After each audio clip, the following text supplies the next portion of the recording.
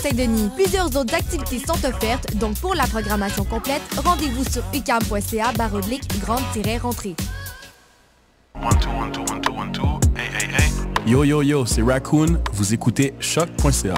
De maintenant, on compte sur l'impact, on compte pas les streams. Conscious rapper, free les jeunes du bloc, free la Palestine. J'étais broke, so je comprends les hustles. J'avais pas leur cran, mais j'étais woke. Et j'écoutais Mobster. Réveille-toi, mon grand, j'étais woke.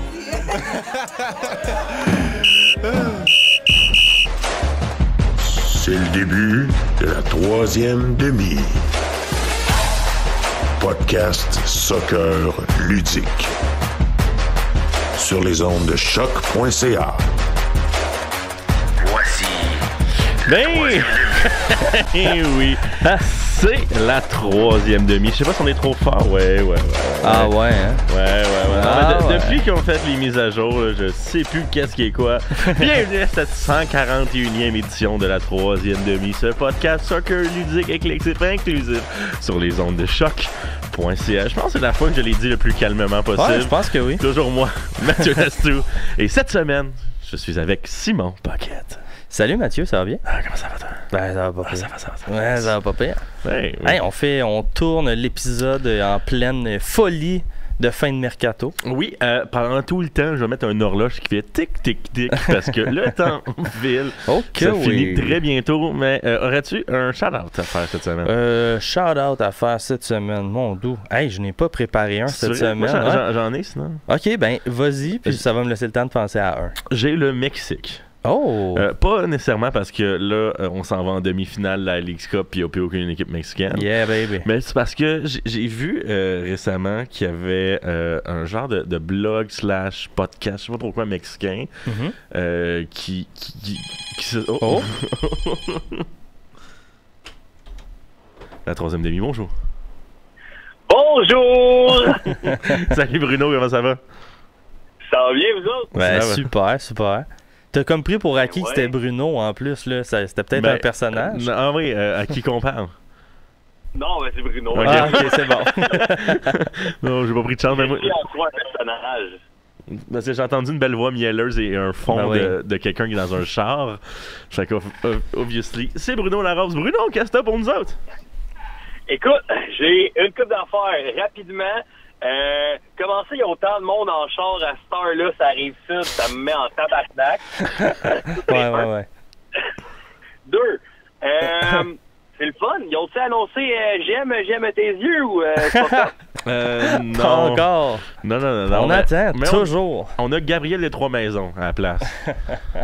Ah, bon, ben, regarde, on va prendre ce qui se passe. Regarde, maintenant, hein. Puis, l'autre chose, c'est le fun, finalement, tu sais, la semaine, au début de la semaine, tout le monde capotait, la lettre. Hey, ça va, là, hein? Ouais, mais aussi, tu sais, là, je vois du monde, on va en parler plus tard, là, no spoil. Ouais. Mais tu sais, on vend des joueurs, puis le monde sont comme, c'est ça, vendez le club à cette heure. C'est comme, qu'est-ce que vous comprenez pas dans reconstruction? C'est rare. C'est rare que tu dis je vais refaire ma salle de bain, mais je vais garder les murs roses. Exact. C'est exactement ce qui était écrit dans la lettre. Ils sont en train de le faire. Ouais. Ça va. Puis, regarde, oui, il faut être patient. On va en avoir d'autres. Mais là, il y en a un qui s'en vient qui me semble être relativement excitant. Oui, on va parler tantôt. Ouais. Oui, puis c'est drôle. Là, les gens sont comme, ouais, mais c'est pas Clark puis Waterman qu'on voulait voir partir, c'est Sunusi puis Opoku. Je suis comme, mais qui veut d'eux? Ben, c'est ça. Qui? Genre, sont à donner en ce moment, puis personne les veut. Fait que c'est... Exact. Fait que ouais, bon, la reconstruction a commencé, t'as bien raison. Monsieur Larose. Je suis bien heureux. Écoute, as-tu un message pour Joël Waterman? Ben merci quand même. Oui, ça a pas fini. Cette année c'était pas facile, mais ça reste que c'est un gars de CPL que tout le monde était comme il est pas bon, il est lent puis tout, mais finalement il nous a rendu de fiers services. Oui. Hey, puis on va juste à rappeler que Losada c'est Losada ou Courtois qui voulait le mettre capitaine? Les deux, je pense. C'est Courtois, hein? Ouais. Ah, peut-être. Ben ouais, Courtois. Ouais. Hey, puis sur un point de vue comptable, on l'a juste payé 75 000, là, puis on l'a revendu 500. Fait que tu sais, on a quand même fait un profit dessus. Oui, effectivement. C'est pas autant. Même Clark, on a fait plus d'argent puis il a été là 2 semaines. Ben oui, non, c'est ça. Là. C'est vrai, ça. Non, t'as raison. J'ai hâte de voir c'est qui les prochains départs, c'est quoi les prochaines arrivées. Est-ce que toi, Bruno, en primeur, là, penses-tu qu'il y a une nouvelle arrivée d'ici minuit ce soir? Écoute, à part notre Espagnol qui est presque officiellement annoncé, je pense pas qu'il va y avoir d'autres mouvements. Là. Peut-être un autre mouvement intra-MLS comme on a eu après-midi, là, le gars de RSL. Ouais. Particulièrement avec le fait que là, on a vu que Neil, je pense que c'est 2 mois quasiment. Là. Fait que, ouais. Saison finie, puis c'est bien correct. Ben ouais.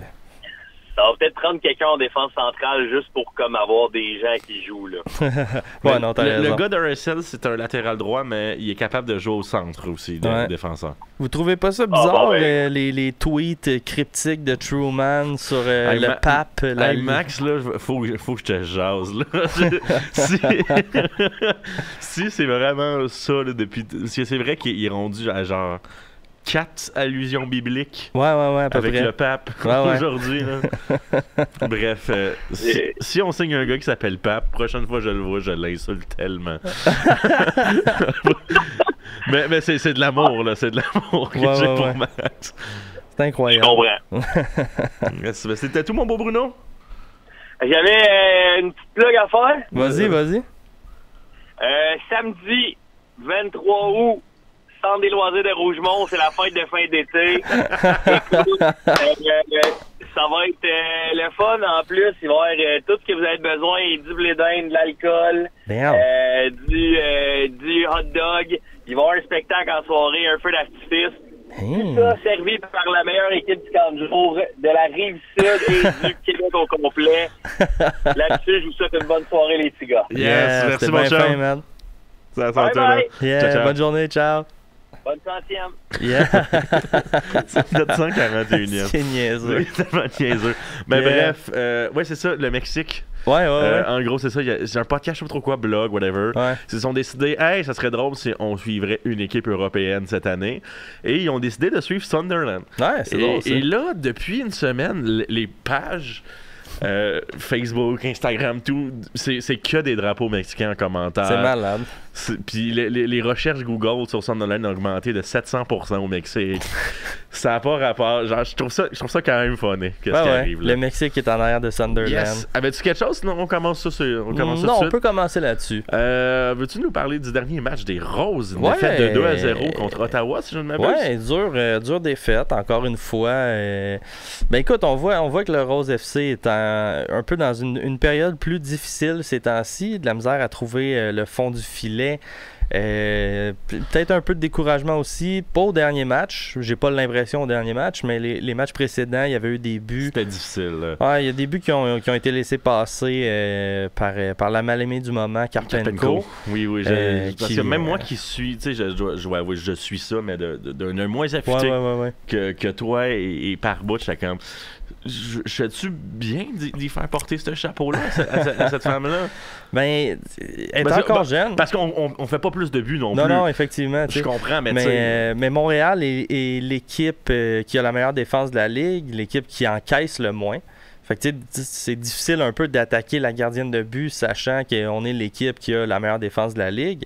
Sauf que quand on regarde les derniers buts qui ont été marqués contre le Rose FC, on avait besoin de trouver, j'imagine, un souffre-douleur. Puis Karpenko en faisait les frais dernièrement. Mais c'est vrai qu'elle a laissé quand même passer quelques ballons qui étaient plutôt moyens. Au dernier match, c'est pas nécessairement de sa faute. Il y a eu vraiment un mauvais jeu défensif de la nouvelle venue Mbala. Qui a fait une passe vers l'arrière complètement manquée, qui a offert un but sur un plateau d'argent à Ottawa. Mais c'est ça. Ah oui, j'ai vu ça, c'était ouf. Ouais, puis l'autre but, c'est Pridham qui a fait du Pridham, qui est la meilleure buteuse de la Ligue. Là. Je pense qu'elle a presque le double de buts que sa plus proche poursuivante. Fait que faut toujours faire attention quand on joue contre Ottawa parce qu'ils ont une arme en avant en Pridham qui est vraiment incroyable.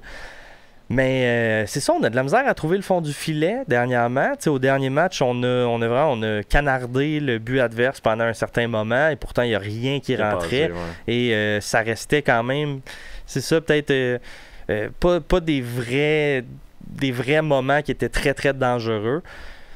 Fait que c'est ça, je pense qu'on est dans une mauvaise trade avec le Rose FC, puis là, il y a des briques qui viennent de tomber sur la tête de l'équipe. Oui, le dossier Latifa Abdou, parle-nous exact. un peu. Meilleure buteuse de l'équipe, est à 6 buts cette année, c'est vraiment, c'était un des plus gros points offensifs de l'équipe. Elle performe, elle se fait pas bencher, elle se fait appeler par l'équipe canadienne.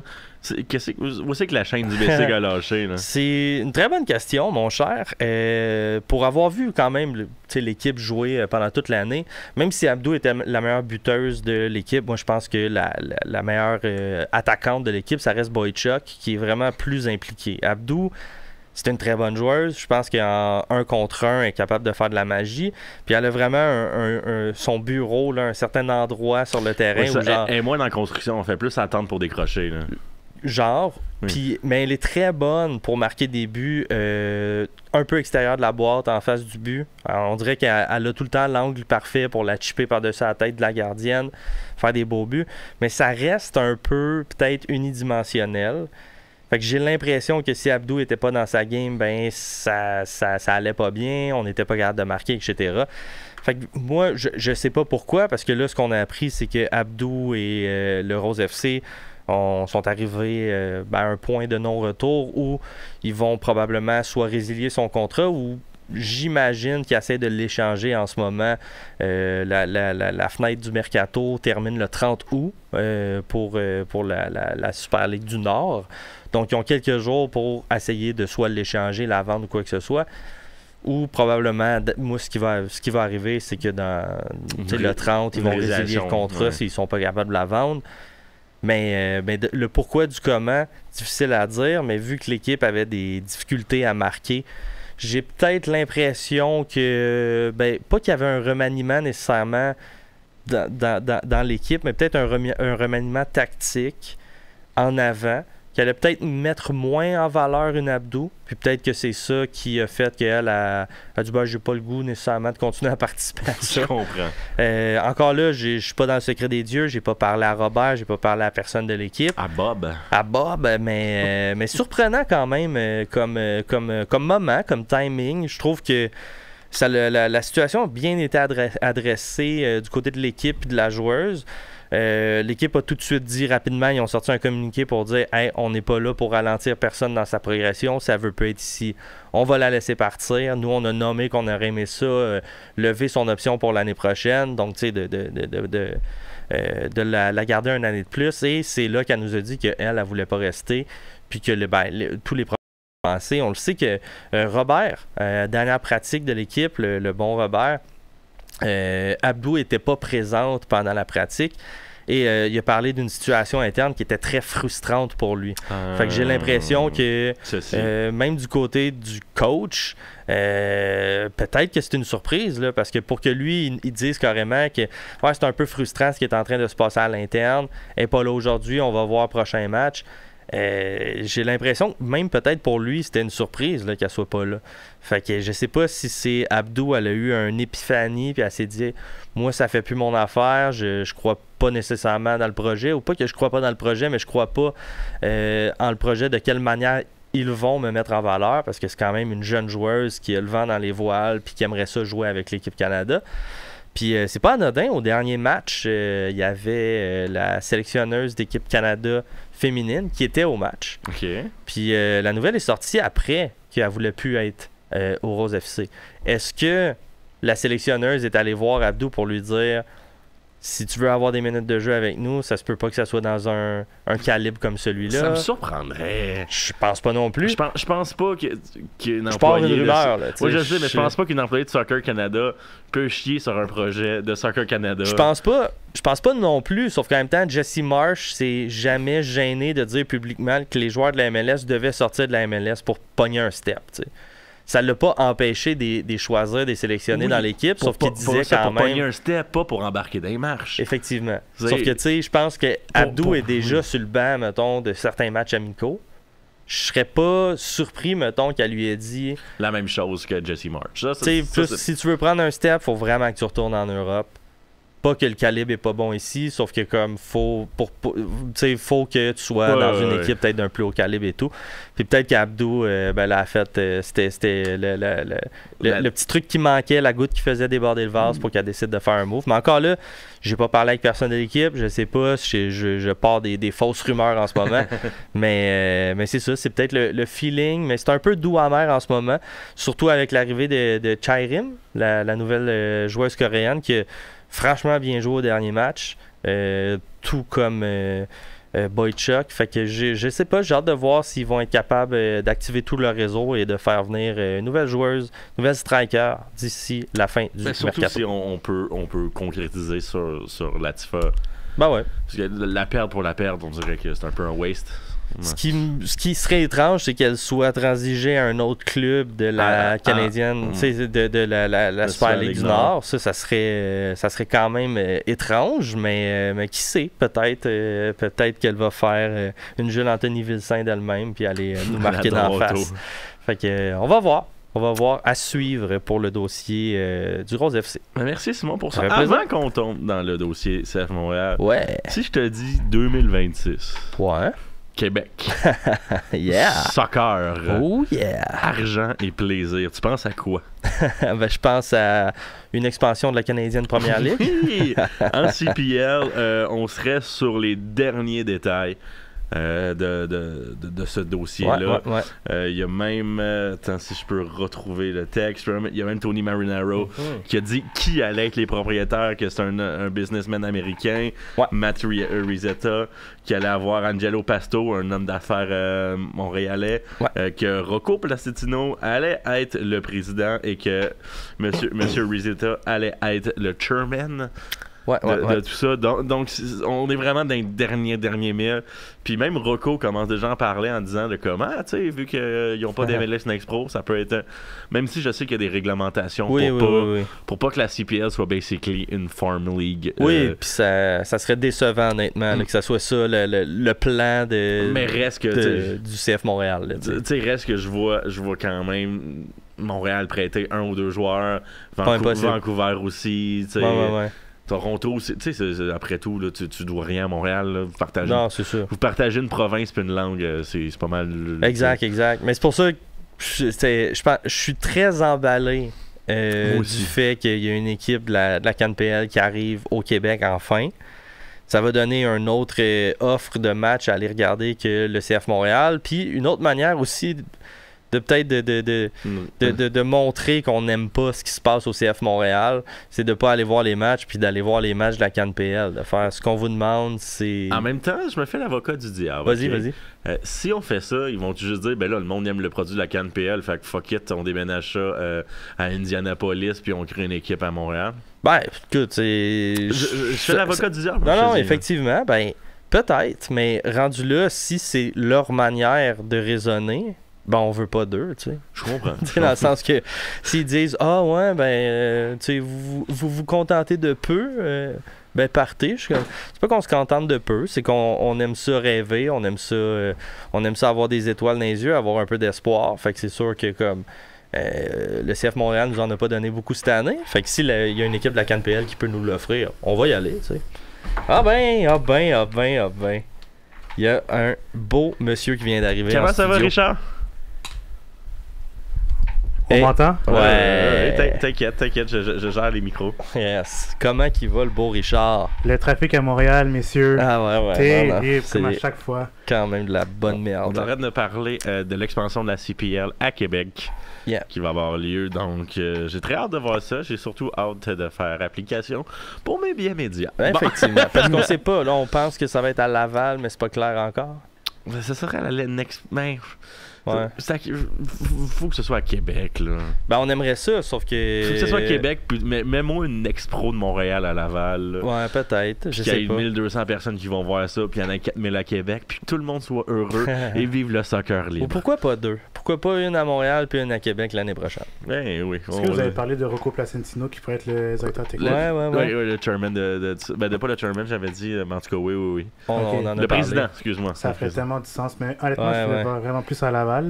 Sachant que Rocco, il connaît quand même bien la... C'est un gars région. très Laval, ouais. Exact. Effectivement. Là. Mais j'ai bien hâte de voir. Puis, mais ce qui m'enchante pas, par exemple, avec l'arrivée de la CAN PL, c'est justement cette phrase-là que tu as dit tantôt, puis que Rocco aurait dit aussi dans les médias, de comme, ben Montréal va pouvoir peut-être nous... Tu sais, le CF Montréal va peut-être pouvoir nous prêter des joueurs. Ouais. Puis là, ça, j'ai juste l'impression que c'est une autre excuse, esti, au Saputo, de repousser une MLX Next Pro de 2-3 ans, se disant, ben non, on les a maintenant. Parce que, ok, mais admettons, là, tu sais, on vient de prêter Gazdov au Valor. Puis, tu sais, à l'époque, je sais pas si tu te rappelles, mais on a échappé beaucoup, Maxime Crépeau. Oui.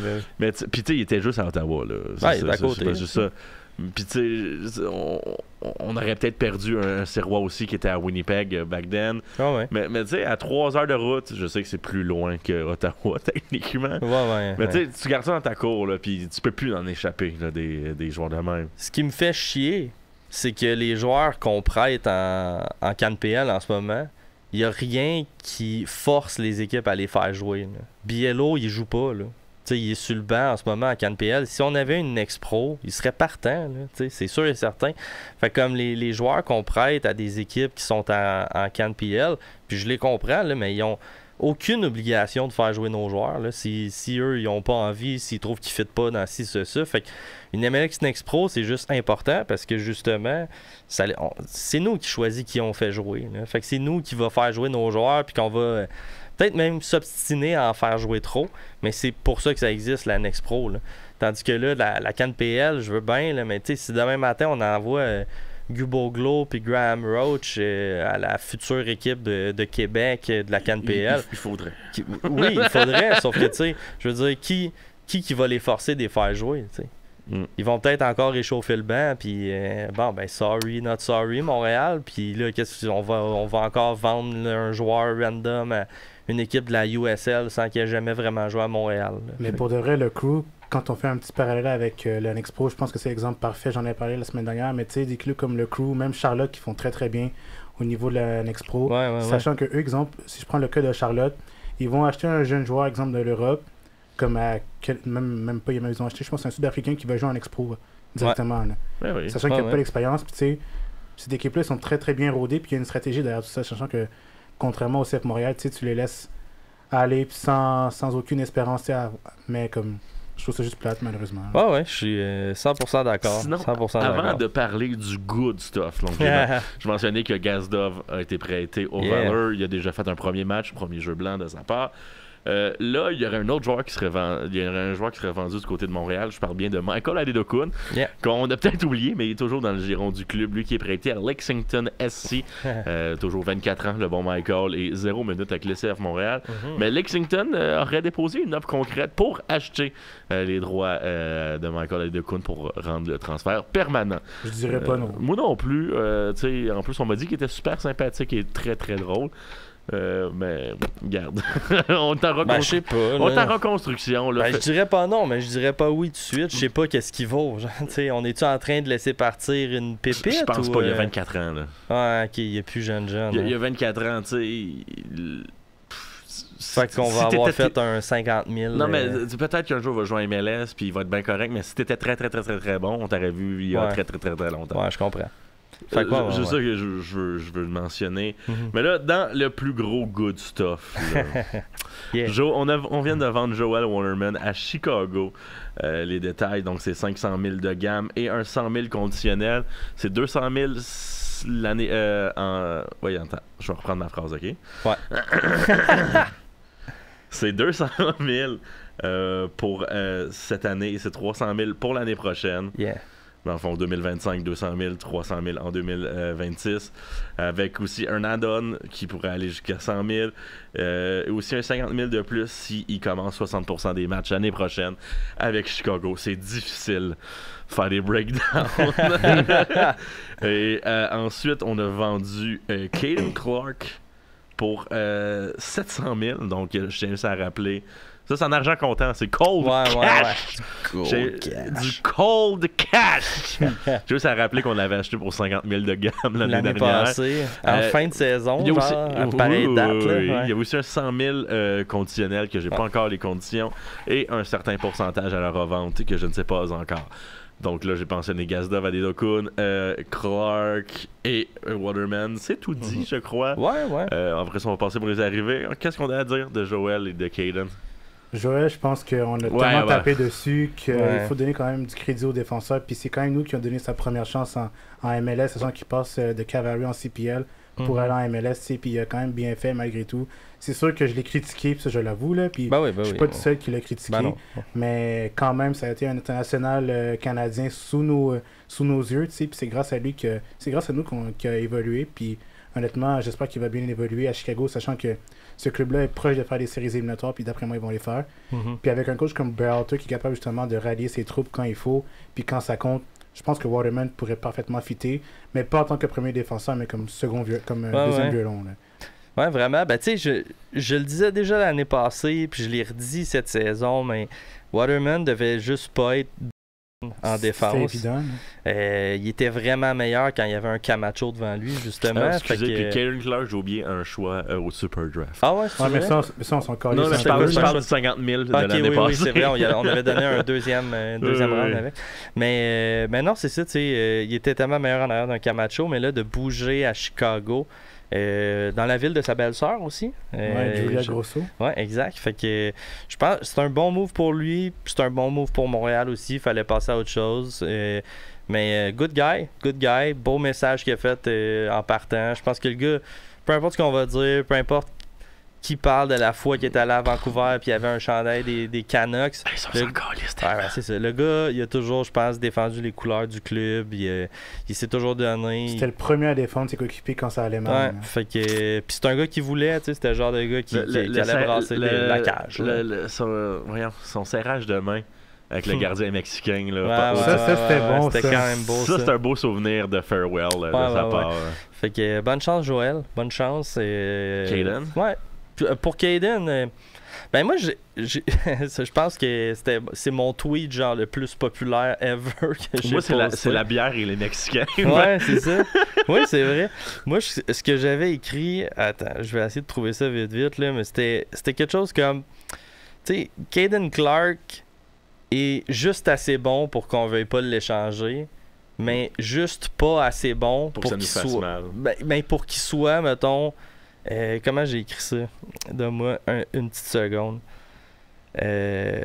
Désolé pour les gens. Le départ de Clark m'est réjoui. Il était dans la catégorie des joueurs juste assez bons pour qu'on ne veuille pas l'échanger, mais pas assez bons pour avoir un impact constant sur le terrain. On se libère du fardeau de le faire jouer. Je l'aime bien par contre. Puis aussi, tu vois, c'était bien écrit tout ça. Hein? Je me demande qui a écrit ça. en reconstruction, il faut que tu laisses aller des gens. Tu sais, là, on fait de l'argent sur Waterman. Ils avaient coûté moins cher. Puis, hey, il a fait 5 ans. Ça, là, c'est ça, tu peux pas acheter 5 ans de match. Là, ça vaut quelque chose. C'est fou, aussi, là. Ben ouais. Puis, 100%. Fait que là, on réussit à faire du profit avec ça. Après ça, là, on va vendre Michael Adedokun. Puis là, tu sais, on va le dire, mais on a racheté un défenseur de Real Salt Lake que j'ai nommé Bodie Hidalgo. C'est Bodie Shane Davis, dit Bodie Hidalgo. Ouais. Excuse, je viens de lui la mairesse de Paris, non. Mais non. Mais oui, qui est un défenseur droit, milieu droit, mais qui peut aussi jouer défenseur central, qui a 23 ans. Il est né le 22 février. Il est poisson. Très important. Très, très bien. Ouais, ben, parce que, en tout cas, je me rappelle, il y a un contrat jusqu'en 2027 avec une option de 2 ans. Et il gagne environ 300 000 en ce moment. Fait que c'est moins que Joel Waterman gagne. Ouais. Puis il y a 3 jaunes et 1 rouge cette année. Fait que c'est vraiment un Joel Waterman qui coûte moins cher. En rappel, Joel Waterman gagnait 555 400 $. Et lui un peu plus. Fait qu'on sauve là-dessus. Techniquement, on se fait un 150 000 si on fait la différence entre les deux trades. C'est de la reconstruction, il faut changer le cap. C'est de la belle profondeur, honnêtement. Puis si c'est des joueurs comme ça qui peuvent permettre au club d'atteindre certains standards, moi je dis pas non à ça. Sachant que Hidalgo ou Davis, de son nom de famille, parce qu'il est chilien d'ailleurs.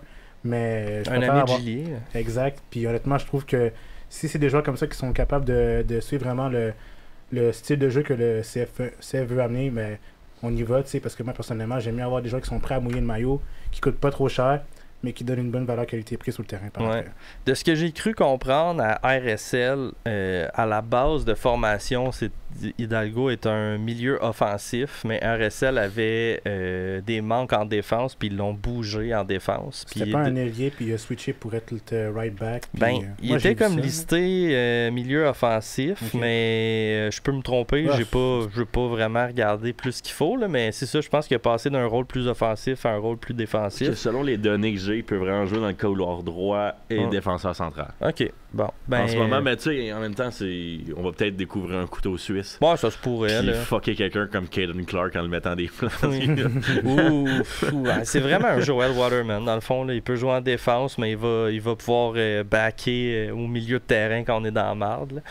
Mais sans être une grande signature, je pense que c'est un bon joueur de rotation. Non, t'en as besoin. Sinon, là, le CF Montréal a été chercher une place de joueur international au Sporting Kansas City pour 75 000 de gamme. 175 000 de gamme. 75... Ok, c'est ça, c'est séparé sur 3 ans. Bref, au total, c'est un genre de 300 000 de gamme, je crois. Ouais. Excusez, là, j'essaie de faire les maths en direct, puis ça marche pas. Fait que là, ça laisse la place à un individu qui est sous les projecteurs depuis plusieurs jours.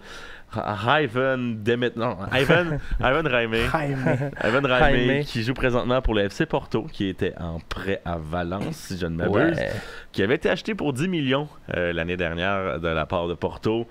Sa valeur transfer market, je sais, c'est pas une science infuse, mais en même temps oscille depuis quelques années. Donc en 2022, il a vraiment eu son blow-up. Après ça, il oscille entre les 10 et 5 millions depuis.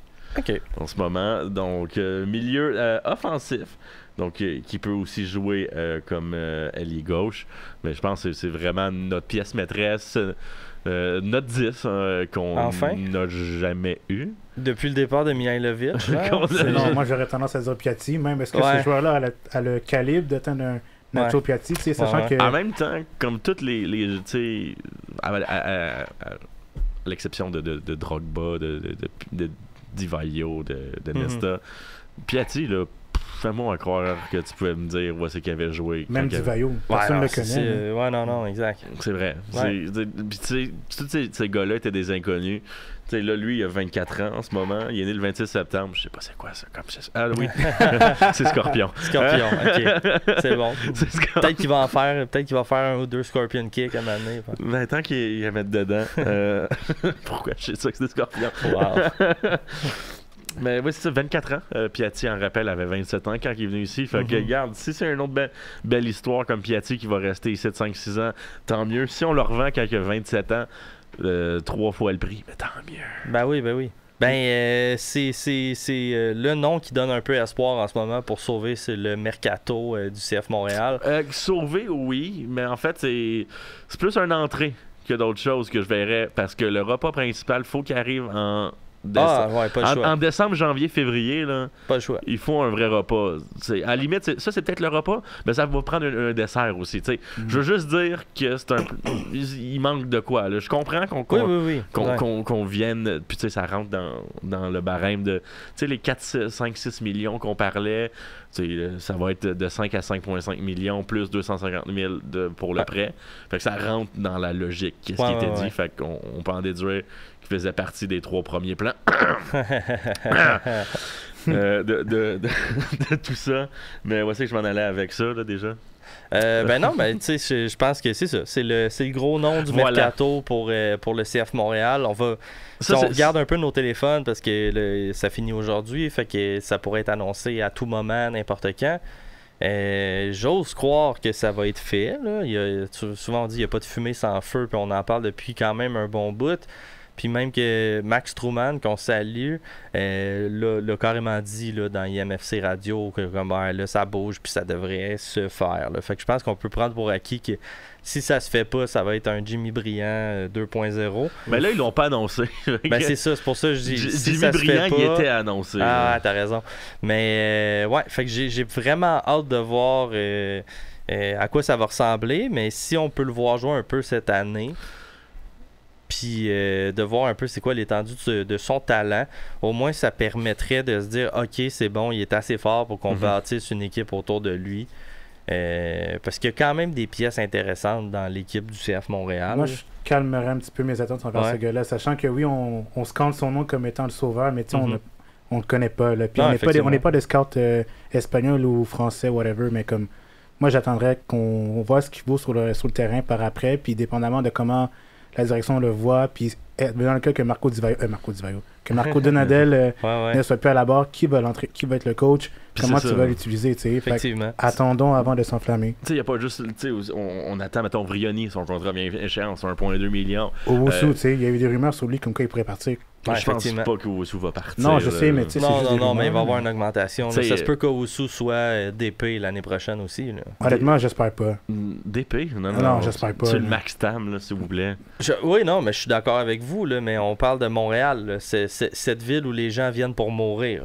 C'est ça le nom qu'on a dans la ligue en ce moment. Là. Fait que c'est plate à dire, mais on n'a pas le choix d'overpay des gars pour qu'ils restent. Là. Vous n'êtes pas habitués d'être fan d'une équipe de merde. Hein? Moi, je suis les Blue Jackets de Columbus depuis toujours. Là. Je sais c'est quoi payer cher pour du monde qui ne mérite pas ça. C'est que si on veut les garder ici, des fois, il faut les overpay. Fait que au-dessous 982 000 en ce moment. Qui est le seul joueur TAM de la ligue. Ouais. J'ai juste à le dire. C'est fou quand même. Là. Mais je serais pas surpris que si Owusu décide d'avoir une augmentation de salaire, ça puisse monter, ça puisse être dans une discussion qu'il soit un joueur d'épée. Ah, je vois tellement pas Owusu joueur d'épée. Moi non plus. Je peux pas croire. Là. Combien de DP sont payés plus cher que lui et qui ont moins de buts que lui? On a beaucoup année. De gammes putain. On peut lui donner un gros contrat d'1.2, mais en fait, il compte 900 sa masse salariale. Ah ouais. Ce serait bien correct. Ouais, je suis d'accord. Mais tu sais, je veux dire, parce qu'en même temps, Struna était un DP. Là. Oui, je sais, puis en même temps, tu sais, il y a quoi? Il y a 12 buts à 4 passes en ce moment. Ouais. Ça se paye, là. Ben oui, c'est ça. Je veux dire, si tu l'encadres bien, mais ça va peut-être se transformer en 18 buts, 8 passes. Ouais. En fait, ce qu'il faudrait, là, c'est que le salaire de Vrioni et le salaire de Owusu soient inversés. C'est ça qu'il faudrait. Littéralement. Mais ça, Vrioni vient à échéance. Fait que ça, on libère de l'argent. Breza, Longstaff, Petrasso, Duke, Greg, Alvarez. Tout ça vient à échéance. Gélier aussi. Ben ça, c'est un prêt, mais ça reste à voir. Sunusi, ouais. Sunusi, il expire-tu cette. Non, Sunusi. Il en reste un autre de plus. Il reste encore. Oh my god. Je t'annonce 2026. Aïe. On va le racheter. Là. Je peux pas croire. Oui. D'après moi, c'est d'un plan de. Dans le PDK, tu sais, parce que t'as besoin de chandail aussi. Là. C'est bien beau reconstruire, mais si t'as 2 joueurs et demi, puis Sam. Qui est avec sa labyrintite sur le bord du terrain. Le pauvre. Ouais. J'ai hâte de voir, mais Vrioni, vous passez à autre chose. C'est bon. C'est bon pour moi aussi. Non, juste les blessures. Personnellement, moi, ça fait juste m'énerver parce qu'il y a tellement de talent ce gars-là, puis on l'a vu quand il a joué, là, il marquait des buts, puis il était vraiment remuant dans la surface. Mais tu sais, à force d'être toujours blessé, tu perds un certain rythme, puis par après, tu as des coéquipiers qui se frustrent parce que tu sais, t'aimerais ça le voir jouer, mais ça arrive pas. En même temps, si par miracle, on le signe à 700 000, sure. Ça c'est de la belle profondeur. C'est un beau Joker de luxe. Je m'en fous si on le signe 700 000, puis au-dessus, ça, il est à 1.2, mais on le descend de 900 000 qui est tam. Puis par miracle, on va chercher un attaquant d'épée, puis un joueur tam comme défenseur central. Hey, tout est bon, là. Ouais. Je pense que ce qui me bug avec Vrioni, c'est qu'avant qu'il soit à Montréal, c'était pas un joueur qui était reconnu pour avoir des blessures. Pas tant, tu sais, genre super rapidement. Pas de même. Non, c'est pas de même, pas de même. Super rapidement, c'est comme Vrioni, après, mettons, 6 matchs manqués à Montréal, était comme il a déjà manqué plus de matchs l'année à Montréal qu'il en a manqué l'année passée avec les Revs, tu sais. Fait que je me dis, tu sais, oui, c'est un gars qui peut avoir des blessures, mais il était pas nécessairement reconnu pour être un homme de papier non plus. Là. Fait que ça, c'est sûr. Fait que je sais pas, tu sais, je me dis, mettons, avec une saison morte où il prend le temps de heal, tu sais, vraiment de guérir comme il faut, puis de faire tout le camp d'entraînement avec les joueurs et tout, c'est peut-être pas une mauvaise idée de l'avoir dans l'équipe, mais encore là, c'est que je dis ça parce que Montréal, l'organisation m'a jamais montré qu'il était prêt à le remplacer. T'sais. Fait que j'aime mieux l'avoir lui en forme l'année prochaine que personne pour venir prendre sa place. Ouais, mais rendu là en forme, c'est quoi pour lui? Je l'ai jamais vu. Ouais, mais c'est juste parce que en tout cas, on connaît Gervais, là. Tu sais, Gervais, il va faire comme ben non, c'est correct qu'on laisse partir Vrioni, puis on va lui dire, ben tu vas-tu le remplacer? Il va dire, non, parce que Owusu est ici, puis Owusu fait mieux que ce qu'on pensait qu'il allait faire. Puis on a beaucoup de croyances en Souloussi. Genre, là, tu sais. Fait que c'est pour ça que je suis comme... Je le vois déjà, ce CD-là arriver. Là. Ouais. Fait que je sais pas si je veux vraiment qu'il reste ou si je veux qu'il reste parce que j'ai peur qu'on ait personne pour le remplacer. Puis tant qu'à avoir personne pour le remplacer, j'aime mieux l'avoir blessé une fois de temps en temps, mais les fois qu'il joue, il est bon. T'sais. Avec les changements qu'on fait, je pense que j'ai une légère lueur d'espoir qu'on est capable de remplacer un attaquant comme Vrioni. Je sais pas, man. Tu sais, ils nous ont envoyé une belle lettre, là. Je sais, mais là, ils bougent, là. Oui, je sais, sauf que quand tu reçois une lettre de même, là, est-ce que tu t'attends à ce que à la fin du mercato, tout ce que tu as de plus, c'est un défenseur de 6 pieds, un Espagnol qu'on connaît pas à 5 millions, puis un défenseur de rotation venant de RSL. Ça méritait une lettre. Plus Longstaff. Oui, excuse-moi, oui. Puis on échange contre l'ennemi juré un milieu de terrain. Je suis comme... Tu sais, quand tu prends la peine d'écrire une lettre aux fans, là, c'est que on s'attend à rien de moins que beaucoup de changements. Puis là, en ce moment, je regarde, puis je suis comme, c'est pas beaucoup de changements, c'est des changements, mais je suis comme, sans la lettre, c'est ça le mercato qu'on a. Ouais, je trouve ça correct. C'est quand la dernière fois que tu as eu genre la possible arrivée d'un joueur de 5 millions et plus avec le CF Montréal? Jamais. Ben, Sinchuk, on l'a eu. Sinchuk, ça coûtait pas 5 millions. Ben, 3,5 millions. Il l'a dit, c'était du bonus. Ouais, c'est du bonus, mais après ça, bonus. Je me rappelle d'un mercato où on était vraiment, vraiment excités à l'époque de Renard. Puis genre, il n'y avait pas autant d'argent qui était mis en jeu, mais il y avait eu, mettons, Torres qui était arrivé, Sunusi était arrivé, on avait eu... Bjorn Jönsson, je pense. Ouais, c'est ça. Bjorn Jönsson, on avait eu Johnston qui était arrivé, Miller qui était arrivé. Il y avait, il y avait tellement de joueurs qui arrivaient. Puis tu sais, c'était un prélude à une saison incroyable. 2-3 mois avant aussi. Mihailovic est arrivé aussi. Tu sais, c'est comme, on n'avait pas besoin que ça soit des hosties de gros montants. On avait besoin que ça soit du monde qui avait de l'air de montrer du potentiel le fun pour le club. Là, je trouve que, mettons, Morales puis Escobar sont ce genre de mouvement intéressant. Surtout Escobar. Oui, mais tu sais, Morales, il est jeune encore, puis il fait 6 pieds 3. Il a fait beaucoup d'erreurs. Oui, à chaque match, il en fait quand même 2 pas pires. Oui, mais Campbell aussi, puis on l'a revendu à profit. Fait que, tu sais, puis je suis le plus gros hater de Campbell. Oui. Puis genre, mais au début, il était lent. On a littéralement appelé une émission soulier de béton parce que t'étais en tabarouette. Ben oui, c'est ça que je dis. Fait que, tu sais, je suis comme, on s'énerve souvent rapidement sur les joueurs, mais comme... Il est devenu le joueur qui est venu. Fait que Morales, dans 1 an, on a peut-être une autre discussion, puis il s'en va pour 2 millions en Europe. Là. Fait que je sais pas, mais c'est juste. Je trouve qu'on a déjà été excités par des mercatos qui avaient moins d'argent en jeu, mais qu'on croyait plus au projet. Là, ils nous ont peut-être perdus. Fait que c'est difficile de me positionner en ce moment où si je trouve que c'est un bon mercato. Je pense qu'avec la lettre qu'on a reçue, moi, je m'attendais à rien de moins qu'un gros nom, là, honnêtement. Si tu veux un gros nom, là, j'en ai un en tête. Là. Je sais qu'à Miami, je parle pas de Papa Fafico, mais je parle de Benjamin Kremaski. Ouais. Tu sais, ce gars-là, il s'est plaint à Kremaski, oui, mais ça va. Il s'est plaint à Fabregas, à Mascherano, parce qu'il était mal positionné, puis je trouvais que ce gars-là a tellement de potentiel. Mais il faut sortir le portefeuille. Là. C'est ça, je suis allé voir sur Transfer Market, je pense que sa valeur Transfer Market est genre à 8-9 millions. Il deviendrait le joueur le plus cher de l'histoire du CF Montréal. Justement, Mihailovic à Toronto, ça a coûté quoi, 9 millions? Ouais. Fait que si on est capable de starler ça, pourquoi pas? D'ailleurs, qu'ils vont racheter Paxton Aronson pour 7 millions. Ouais. Fait qu'ils vont faire un joueur bien meilleur pour le... Puis ils vont se faire du propre, en tout cas. Ouais. Puis, j'ai hâte de voir, mais je sais pas. Je sais pas qu'est-ce qui pourrait vraiment sauver cette fin de mercato-là. Si Jaime arrive pour vrai, je me dis que c'est comme une bonne note de B. Là. Tu sais, puis regarde, on va voir si Jaime vient vraiment. Demain, 11h au Stade Saputo. Puis mettons, on apprend à minuit 1 que Bernardeschi est prêté à Montréal. Vous dites quoi? Ah, je ris puis je le prends. Ah non. Je ris puis je le prends. Mais bref, c'est surtout demain, parce que moi, demain, je veux qu'on me dise que, attendez, prochain mercato. Ouais. On va attendre la fin de la saison pour libérer des joueurs. Ça, ils vont pas le dire pour pas que personne.